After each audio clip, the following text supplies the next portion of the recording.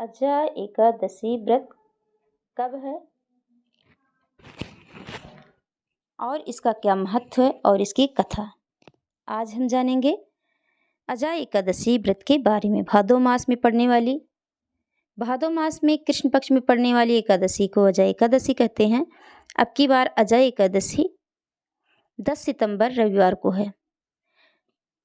अजा एकादशी प्रारंभ हो रही है 9 सितंबर 2023 को शाम के समय 7:17 पर और एकादशी तिथि जो समाप्त हो रही है 10 सितंबर 2023 को रात्रि को 9:28 पर। इसलिए इसका व्रत जो है 10 सितंबर को किया जाएगा। इसके पारण का शुभ मुहूर्त जो है 11 सितंबर 6:40 सुबह 6:04 से और 8:33 तक। अजा एकादशी के दिन 2 शुभ महासंयोग बन रहे हैं। पहला रवि पुष्प योग और दूसरा सर्वार्थ सिद्धि योग। रवि पुष्प योग सायं 5:06 से अगले दिन प्रातः 6:04 तक। सर्वार्थ सिद्धि योग भी 10 सितंबर को शाम के समय 5:06 से 11 सितंबर को 5:06 तक। तो इस एकादशी व्रत का क्या महत्व है और कथा जान लेते हैं। अजा एकादशी का महत्व। अजा एकादशी का बहुत ही विशेष महत्व है और अब की बार 2023 में इसका महत्व कुछ और ज़्यादा बढ़ जा रहा है, क्योंकि इसमें 2 महासंयोग पड़ रहे हैं, जिसमें कि सर्वार्थ सिद्धि योग और रवि पुष्य योग भी बन रहा है। तो हम जान लेते हैं पहले अजा एकादशी के महत्व के बारे में। अर्जुन ने कहा, हे पुंडरीकाक्ष, मैंने श्रावण शुक्ल एकादशी अर्थात पुत्रदा एकादशी का सविस्तार वर्णन सुना। अब आप कृपा करके मुझे भाद्रपद माह के कृष्ण पक्ष की एकादशी के विषय में भी बताइए। इस एकादशी का क्या नाम है तथा इसके व्रत का क्या विधान है। इसका व्रत करने से किस फल की प्राप्ति होती है। श्री कृष्ण ने कहा, हे कुंती पुत्र, भाद्रपद कृष्ण पक्ष की एकादशी को अजा एकादशी कहते हैं। इसका व्रत करने से सभी पाप नष्ट हो जाते हैं। इस लोक और परलोक में मदद करने वाली इस एकादशी व्रत के समान दूसरा कोई व्रत नहीं है। इसकी कथा सुनने से अश्वमेघ यज्ञ की प्राप्ति होती है, जो कि कुछ इस प्रकार है। अब ध्यानपूर्वक इसके कथा का श्रवण करो। पौराणिक काल में भगवान श्री राम के वंश में अयोध्या नगरी में एक चक्रवर्ती राजा हरिश्चंद्र नाम के एक राजा हुए थे। राजा अपने सत्यनिष्ठा और ईमानदारी के लिए सुप्रसिद्ध थे। एक बार देवताओं ने इनकी परीक्षा लेने की योजना बनाई। राजा ने स्वप्न में देखा कि ऋषि विश्वामित्र को उन्होंने अपना राजपाट दान कर दिया है। सुबह विश्वामित्र वास्तव में उनके द्वार पर आकर कहने लगे, तुमने स्वप्न में मुझे अपना राज्य दान कर दिया।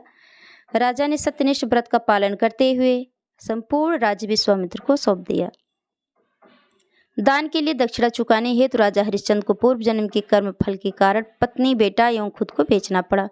हरिश्चंद्र को एक डोम ने खरीद लिया, जो शमशान भूमि में लोगों के दाह संस्कार का काम करवाता था।